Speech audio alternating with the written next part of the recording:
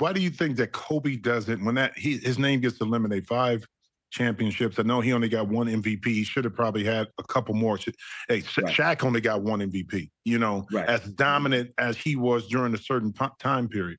Why do you think that Kobe's name, outside of maybe some of the younger guys that grew up, idolizing Kobe, why is his name eliminated or pushed to the back a little bit more when they talk about the greatest of all time? Well, I don't think his name is pushed to the side. I think some people, have him in the conversation. I think if anything, right, and this is all subjective. Okay. Right. I think with the 5 championships that he won, the first 3, Shaq was finals MVP.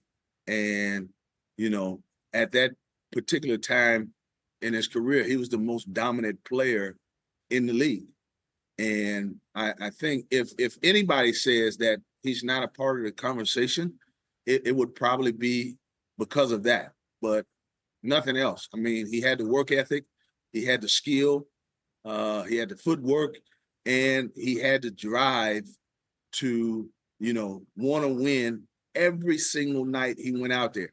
And, he put the work in.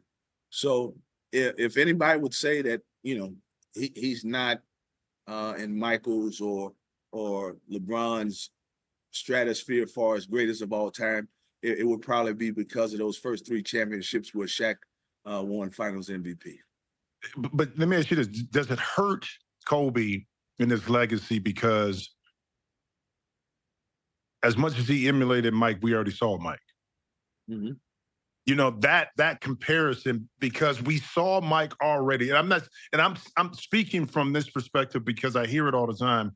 Well, we saw Mike. So Kobe was the Mike 2.0, but the GOAT was already there. Did you think that kind of comparison hurts him more than helps him?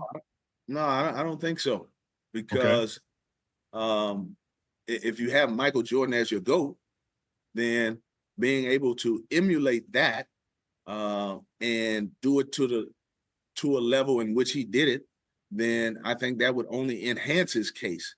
But I don't think because he, as you said, Jordan 2.0 hurts his conversation. I think if anything, right? If anything, and I want to choose my words wisely because LA fans go crazy when you don't put Kobe 1 or 2 in the GOAT conversation. And it's because, Shaq in those first 3 championships, being as dominant as he was and winning all 3 finals MVPs. No, I get it. And to be honestly, it's a tough dynamic. I always tell people all the time, I say, it's like music. What's your favorite genre? If you were born in the 70s and the 80s, you love that type of music, R&B, hip hop in the early 90s, because when you were younger, it's more nostalgic. And that's something that you can always go back to. When you hear a certain song or a certain melody or tune, it takes you back to when you were younger. And it has a nostalgic to it. I think when you talk about players and eras, a lot of people, when they look at it, say, well, when I was growing up, this is what I like. This is the player. And that doesn't take away from the players that are playing today, because I think you just got to meet the players today where they're at. The young guys playing the game, the young women playing the game, where they shoot too many threes. Well, they shoot too many threes because that's what they see.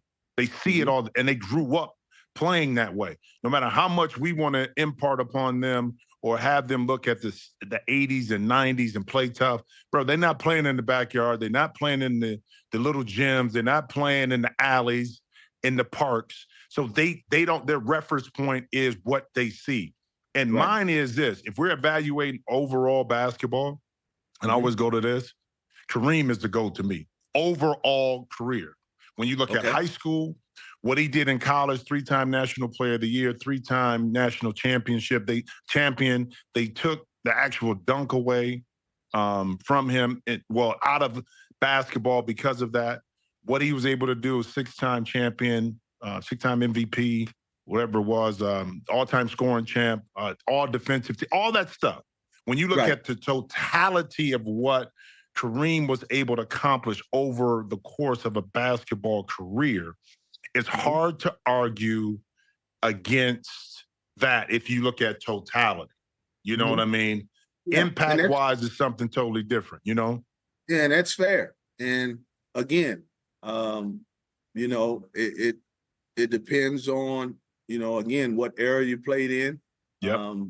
how much basketball you were watching, and you know, not to be funny, but funny at the same time. You know, you grew up in that era, you know, back in the 60s and 50s. You know what I'm saying?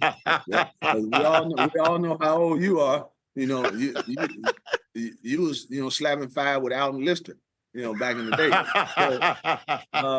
So I mean, it's, you know, it's What? what you think, and it's okay. It's Yeah, okay it's for people okay. to have different opinions, and That's right.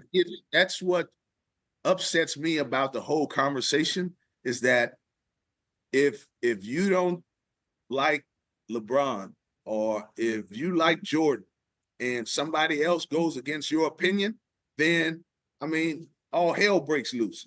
And it doesn't have to be like that. Yeah, you can just have a conversation and opinion. It's not a personal thing. By you talking about LeBron or about Kobe is not putting down the other player. Right. Now, Exactly. now, some people want to try to argue that point though, and try to put down. But the way I know a lot of us do, it's like, listen, the reason why we think about it is this way. It's not putting down, you know, the other player for a different reason. It's just here's our thoughts from it, and I think that's a mature type of conversation and a discussion more so than, nah, man, he ain't do this and I don't like him because of this. Nah, that's a whole personal thing. Yeah. Right. Yeah. And it's a lot of that. And it's a lot of that going around too. A lot of personal.